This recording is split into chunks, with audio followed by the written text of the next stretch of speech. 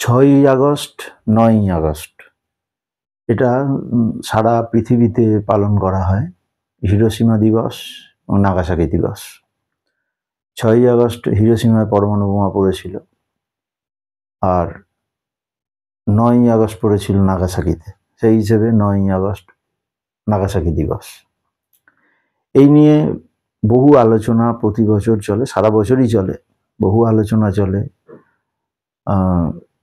আমেরিকার কুকীর্তি, জাপানের অসহায়তা, এসব নিয়ে বহু আলোচনা হয়। কতটা পরমাণু বোমা ফেলার যে অযৌক্তিকতা, তাই নিয়ে আলোচনা হয় এবং সব মহলেই এই আলোচনা হয় এবং একটা নিন্দা সব তরফেই চলে। আমেরিকার বিরুদ্ধে একটা নিন্দা চলে, আজও চলে। কিন্তু একটা প্রশ্ন একটা ফালতুভাবেই একটা এলো, সেটা হচ্ছে আমাদের সব ক্ষেত্রেই আমাদের একটা কর্মফলের কথা বলা হয়, ব্যক্তিগত জীবনে বিশেষভাবে হয়, আর সমষ্টিগত জীবনেও আমরা এই কথাটা বলে থাকি, কর্মফল। একটা কথা কিছুতেই বোঝা গেল না, আজও বোঝা গেল না। আমেরিকা যে কাজটা করলো, অত্যন্ত অন্যায় কাজ করলো, এখনো পর্যন্ত মানুষ নিন্দা করছে। কিন্তু কর্মফল হিসেবে তো আমেরিকা একদম পৃথিবীর উঁচু স্থানে উঠে গেল। তাহলে কর্মফলের ব্যাপারটা কিরকম হলো? জাপান যে সম্পূর্ণরূপে বিধ্বস্ত হয়ে গিয়েছিল, সে তার নিজের যোগ্যতায় টোটাল জাতির একদম সামগ্রিক ডেডিকেশনে আজকে জাপান পৃথিবীকে শাসন করছে বিভিন্ন বিষয়ে, ইলেকট্রনিক্সে তো বটেই। এবং জাপান জাতি আজকে সারা বিশ্বের কাছে শিক্ষা দেবার মতো একটা জাতি। তথাপি আমেরিকার যে প্রতিপত্তি, ওই পরমাণু বোমা ফেলার পর থেকেই বিশেষত যেভাবে বেড়ে উঠেছে এবং আজও পর্যন্ত চলছে, কর্মফলের ধ্যান ধারণা কোথায় গেল, কোথায় কি হলো বোঝা গেল না। এই যে কর্মফল করে অনেক মানুষ চিৎকার করেন, এবং সব থেকে বড় কথা, আমাদের মতো মানুষরা তো কর্মফল কথা শুনলে ভয় পাই, রীতিমতো ভয় পাই। কারণ এই কর্মফল কথাটার সঙ্গে একটা ধর্মীয় ব্যাপার থাকে না, একটা ধর্মের একটা ওতপ্রোত সম্পর্ক থাকে। আর এই কর্মফল নিয়ে ধর্মীয় বই তো বটেই, এত লেখালেখি হয়েছে, এবং আগুনে আর যুক্তি, আগুনে হাত দিলে হাত পুড়বেই, এই তো কর্মফলের নমুনা। কিন্তু একটা আশ্চর্য ব্যাপার দেখুন, এই সোশ্যাল মিডিয়ার দৌলতেই আমরা দেখতে পাচ্ছি এই রাস্তার ধারে যে ফুলুরি চপ বিক্রি হয়, তো রাস্তার ধারে চপ বিক্রি করছে, গরম তেলের মধ্যে হাত দিয়ে চপ তুলে আনছে।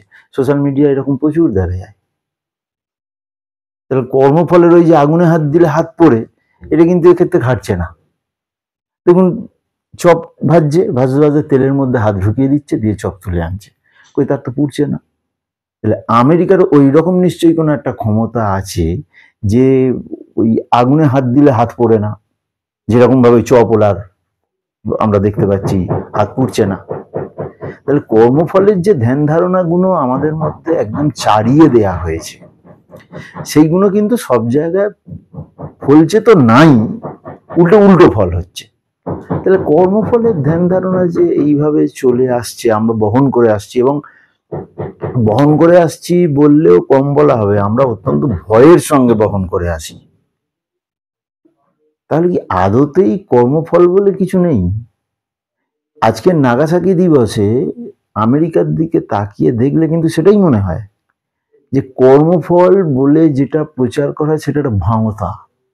ব্যক্তিগত জীবনে কারুর অজস্র উদাহরণ জানি, খুঁজে পাওয়া যাবে যে উনি এই খারাপ কাজ করেছিলেন তাই এই ফল পাওয়া গিয়েছে, এরকম অজস্র পাওয়া যাবে জানি। এবং কর্মফল নিয়ে আমি কোনো বিদ্রোহ করছি না, আমি কোনো অবিশ্বাসের জায়গাও তৈরি করছি না, কিন্তু যেটা ঘটেছে আমি সেটা দেখছি এবং একটা ফালতু কথা বললাম যে কর্মফল তাহলে আমেরিকার ক্ষেত্রে কিছুই তো ফললো না। মাঝখান থেকে কি হলো, কর্নেল টিবেট যিনি পরমাণু বোমাটা ফেলেছিলেন, উনি ফেলেছিলেন হিরোশিমাতে 6 তারিখে। উনি বয়সকালে একটা সময়, তাও বেশ বেশ কিছুদিন আগে উনি ওই পরমাণু বোমা ফেলার জন্য একটা অত্যন্ত অনুশোচনা ভেতরে আছে এবং ওই কর্নেল টিবেট উনি আত্মহত্যা করেছিলেন এবং সেটা দীর্ঘদিন বাদে, মানে ওনার খুব বয়সেই উনি এটা করেছিলেন। তো সেক্ষেত্রে ওই লোকটা তো ছিল আমেরিকার একটা রাষ্ট্রের আজ্ঞাবহ দাস, সেটা তার ডিউটি ছিল।